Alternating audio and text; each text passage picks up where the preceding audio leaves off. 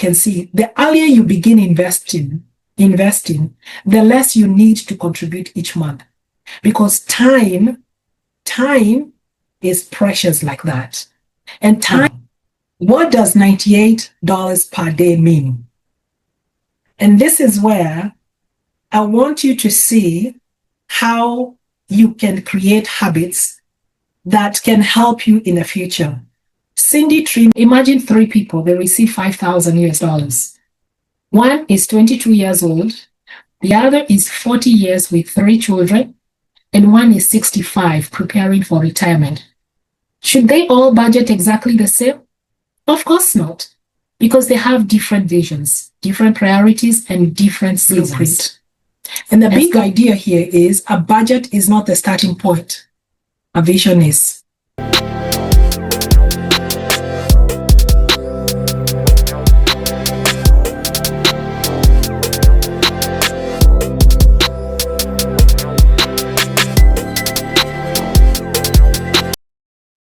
Almost everyone thinks, I need a budget, but very few people stop to ask, a budget for what?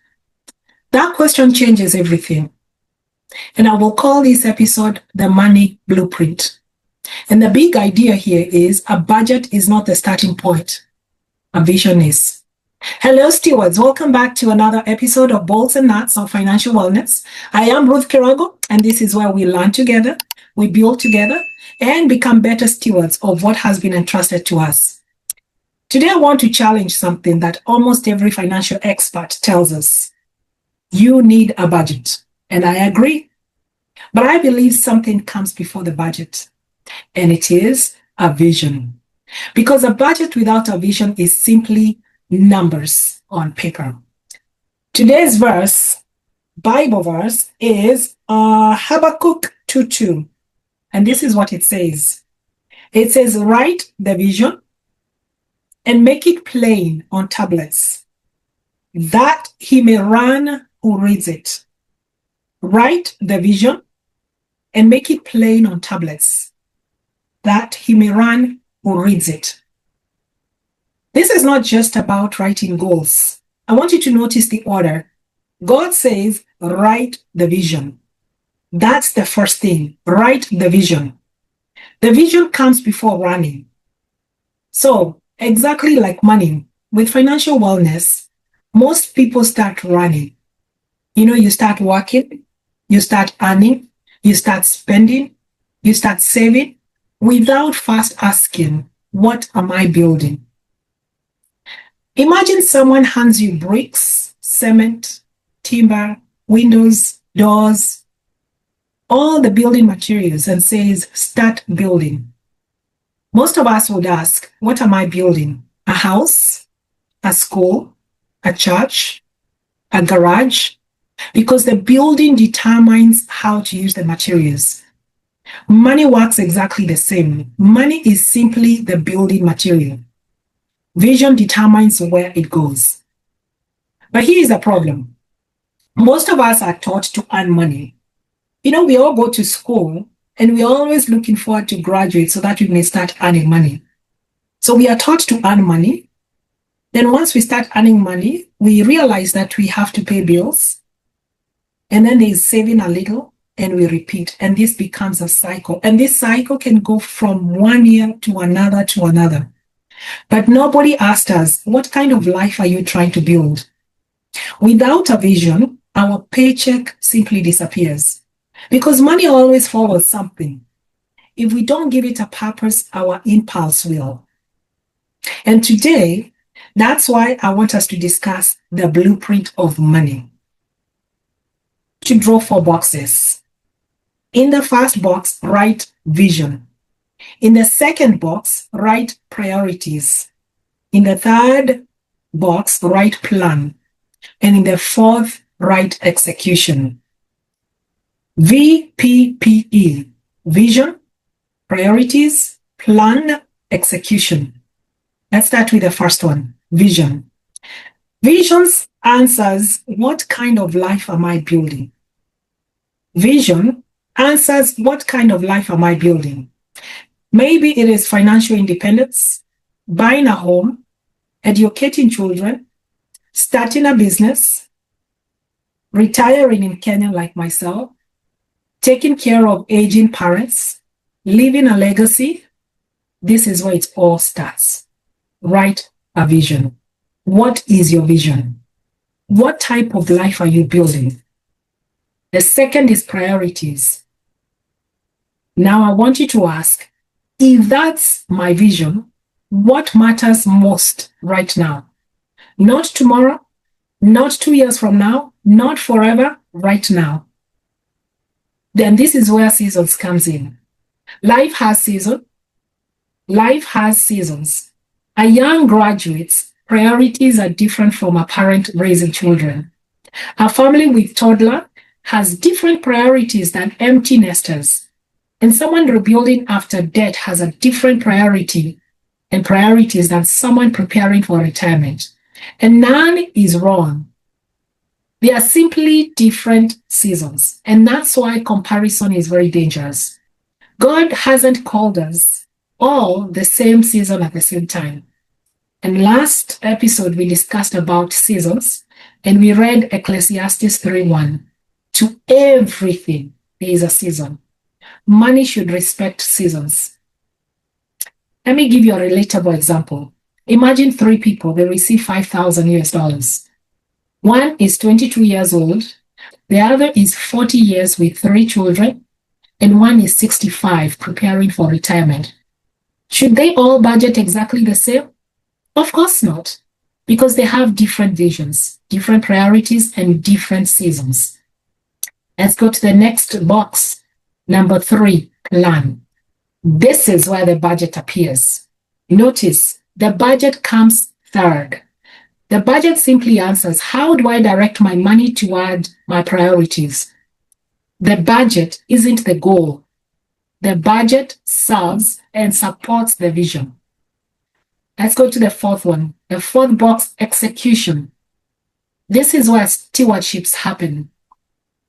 Execution isn't glamorous.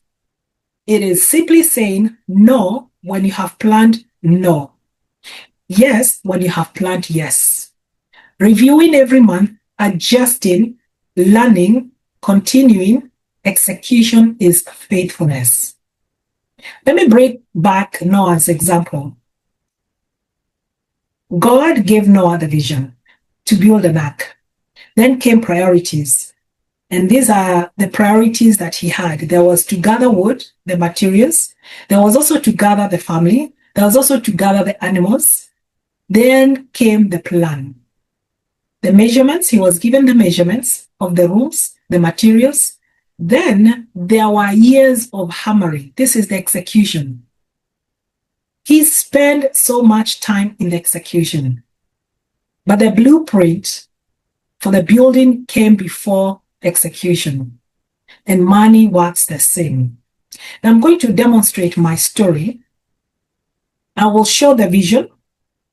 I will show the priorities. I will show the plan. And then I will show you the execution. So allow me to share a PowerPoint here. This allows me to be able to show you what I'm doing. So this is the money blueprint, my vision. And this is an example only, because I want you to follow this. I want you to follow this blueprint, which starts with a vision. So my vision here is to retire in 7 years. And my vision is to retire in Kenya. However, there is an option of retiring in the US. However, my favorite option and the option that I plan on doing is retiring in Kenya in 7 years. So option A, which is retire in Kenya, my monthly passive income goal is $1,500. You know, I wrote down my cost, the expenses for every month, and 1,500 is my number. And this includes everything. Remember, by the time I'm retiring, whether I retire in Kenya or in the US, I will not have the rent expense, neither the mortgage expense. I will not have the two. And many may ask, okay, how will you go about it? So there are pieces, I do have assets right now. So I plan on liquidating the assets in order to build my house in Kenya, at least a year before I retire. And if I was to stay in the US, then it will require me to liquidate the same, move maybe to a state that has got very low taxes or no taxes, and then build a home. However, my favorite is retiring in Kenya. So for this, I will continue showing you the retirement in Kenya. But my goal here is 1,500 per month. That's about probably can equate to about 170,000 to 190,000 Kenyan shillings. So the annual income that I'm looking at every year is 18,000 US dollars. So my financial freedom number is 360,000 US dollars. What does that mean? In the next 7 years, by the time I'm coming to retire, I need to have saved 360,000 US dollars.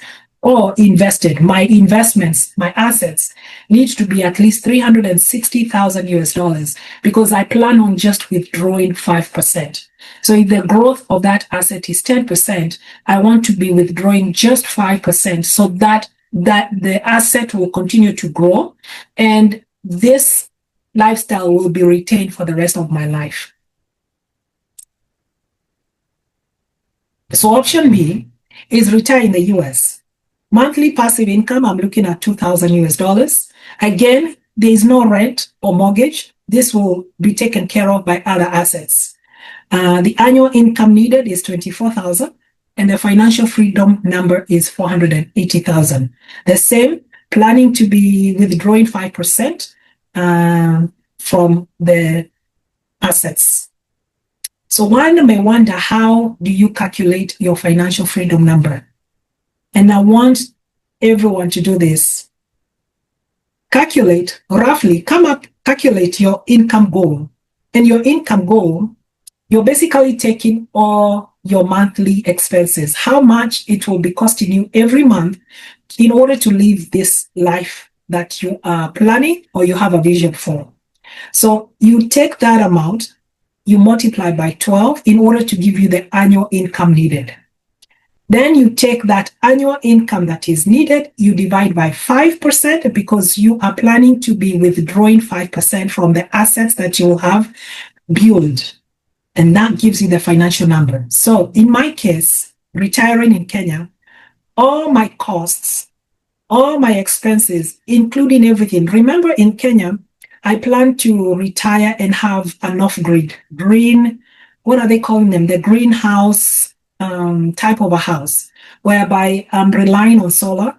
For the internet, I will go for the yearly subscription, or internet in Kenya is also not costly compared to the US.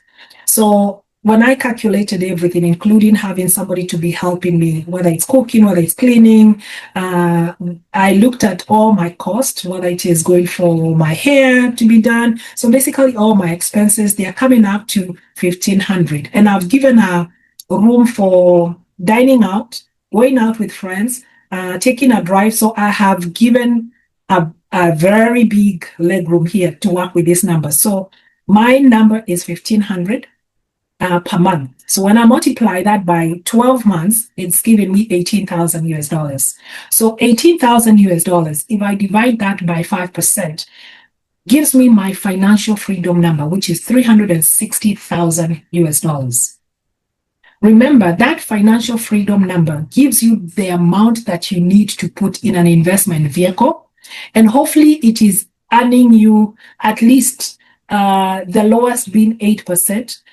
The average in the US right now is 10%, has been 10% for the longest. So I plan to put it in a vehicle whereby I'm earning 10%. And I plan on just withdrawing 5%. So however much, when I earn 10%, I just need to withdraw 5%. So that 5% can be put back into the investment so that it can continue growing. And by doing so, I will find myself having a passive income for the rest of my life. So that's how we calculate financial freedom number. Make sure you do come up with your number. Again, this is writing a vision, and I'm showing this as my example. So I am taking it to be November. This November, I celebrate my birthday in October. So November, because I plan on retiring on my birthday in October, 7 years from this October. So you're looking at 7 years. What does that mean? How much do I need to be contributing for the next 7 years in order to achieve that financial freedom number of $360,000? If I'm to retire in Kenya, the goal is to put aside $2,976. Every bi-weekly, every 2 weeks, is to be putting aside $1,374. Weekly, if I want to be putting money aside or investing, is I need to be putting $687. If it is daily, that's $98. If I'm to retire in the US, you can see the figures there, and the daily amount is $131. And I'm assuming that the growth is 10% per annum for the next 7 years and even beyond.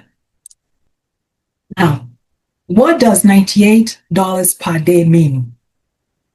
And this is where I want you to see how you can create habits that can help you in the future. Cindy Trim says that the decision that you make today, it is as if you have made an appointment with your future. So the decision that I made to laser focus in investing for the next 7 years, it is as if I've already gone to my future, looked at how my future will be, and then come back to today in order to execute the decision. So in this case, $98 per day, what does it mean? Instead of looking at, I need to be putting around almost $3,000 every month, my question would be, how can I create $98 a day? How can I create an extra $98 a day? So, and this is how when you ask the better question or the right questions, you start to see ideas come through. I can either do DoorDash after work. I can be doing DoorDash or Uber Eats. I can do Instacarts. I can take clients for my bookkeeping services here and there. I can freelance and offer my skills in bookkeeping or accounting. I can be tutoring. I can work overtime. I can start a small business. I can reduce expenses and redirect the savings to redirect that money to savings. Do you see how you can now start to have ideas, how you can build this $98 a month? So instead of looking at it, I need to be putting almost $3,000 per month.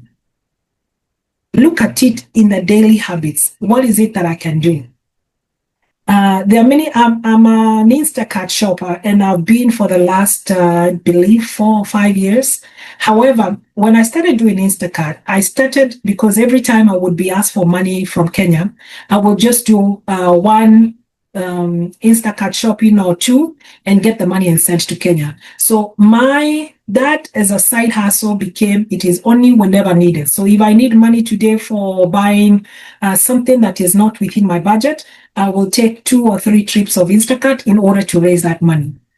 But in this case, for my retirement, with a laser focusing, these are some of the ideas, and I'm using this as an example so that you're able to see how you can slice your daily habits and see how can I raise money for retirement. So for me, $98 a day, I can either now do all these things that I've listed.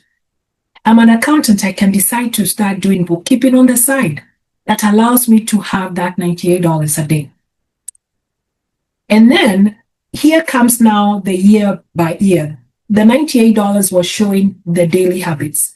And then year by year, because you now have the vision, you can easily be able to come up with goals per year. For example, year 1 goal will be to build the investing habit, being consistent and making sure that whatever money I'm supposed to be putting aside goes straight into the investment vehicle.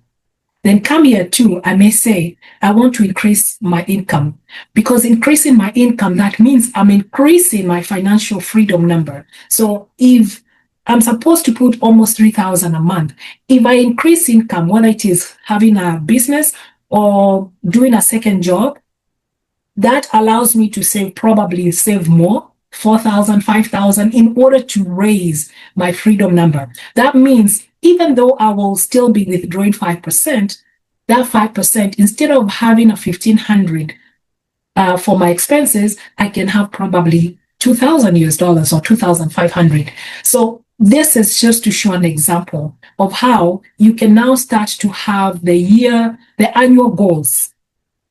Year number 3, maybe reduce unnecessary expenses. Year number 4, maybe it is to increase investments. And then year 5 to 7 is staying consistent and adjusting as needed. So I hope you're seeing that when you now start to plan in alignment to your vision, you will start to realize you can have the daily goals, you can have the year goals, and sometimes you can even have the monthly goals. This month, I want to save at least 5,000 because next month, I'm traveling, so I may not be able to save as much. So there are goals that you start to see that now you're able to select. They always say if you want to eat an elephant, take a piece at a time.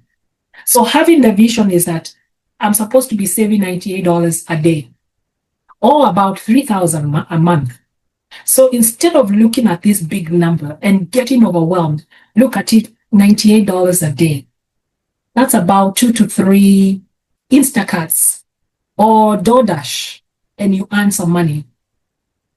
On Saturday, when you have a longer time, you may say, you know what, since I can work about 6 hours on Saturday, whatever money I earn, everything goes into the investment. So Monday, when maybe the days are slower, you could earn $50, then you can catch up on Saturday. So that every day you see that you're putting away $98 towards your investment. And then year by year, you look at a year, you say, this year, I plan on increasing my investment by 15%. This year, I plan to start a business, and whatever profit I get from that business, 100% is going to go into my retirement fund. Do you see how you can now start to create goals that are going to align to your vision? So remember, the vision is what starts. And then once the vision starts, you look at the priorities that you have. When I started this journey, I mentioned that my priority right now is paying off the debts by October. So that November, I am starting off without any debts. And I'm putting everything that was going to debts to now the investment income or the investment asset.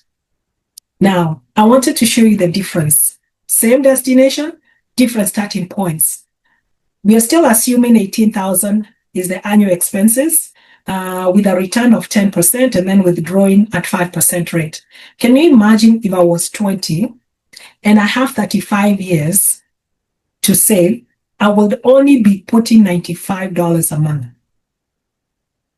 If I'm 30 years and I have 25 years until age 55 when I retire, I will be putting aside $271 a month. If I'm 40 years and I have 15 years to retire, I would be putting aside $869 a month. But for my example right now, and I have 7 years to retire, I'm having to put more money. Why? Because time is what helps you with compounding interest. So for the younger self, or a person who is very young, like my children who are in their 20s, when they create a vision, and that vision already has when they plan to retire, it is very easy for them to be putting aside very little money right now. Or they can be putting as much money as they get because they don't have priorities. They don't have children that they are paying for school fees. They don't have, their expenses are not the same as expenses for a parent who has children. So they can be putting a bigger chunk of money at the moment because their expenses are low, that by the time they are in the age of 40, they will have achieved way, way much more, that their financial freedom number will not reflect mine. It will be more than 360. I wanted to show you so that you can see the earlier you begin investing, the less you need to contribute each month. Because time is precious like that. And time allows compound growth to do more work for you. So when you're writing that vision, do not delay. Do not delay. Use the time that you have right now. If you're starting all over again, it's still okay. You can do it. And calculating your financial freedom number, after you come up with a vision, you create that freedom number. That will allow you to start growing and seeing opportunities that are aligning towards that goal. Reflection. What is your vision? What monthly passive income would support your desired lifestyle? I've always said I am a minimalist. I'm minimalist. So when you see myself putting a vision of about 18,000 a year, it's just because, number one, the country that I'm going to retire at or in doesn't require a lot of money. I am a minimalist. On top of that, there is the kitchen garden that I will have, of course. There is also having a solar so that I can be off-grid and I don't have to rely on electricity. I will not be paying school fees. I will not be feeding anybody, any of my children. They'll be on their own and grown and making their own money. I want you to see how, when you create a vision. There's a lady that I mentioned that I like going to the gym, and I told her the reason why I work out is so that I can delay the years that I'll be required to have medicine or have to see my doctor more often. So my working out today is delayed. Instead of starting medication at 50 or at 55 or at 60, I can delay all the way to 70. We have seen people with testimonies that they don't take medicine and they're in their 70s, they're in their 80s. But the steps you make today, that vision of not having to take any medicine at whatever age, allows you to have priorities for today. You plan for today and you execute. The same with financial wellness. Have you calculated your financial freedom number? Start with vision, followed by identifying the priorities that right now, not tomorrow, not next year, right now.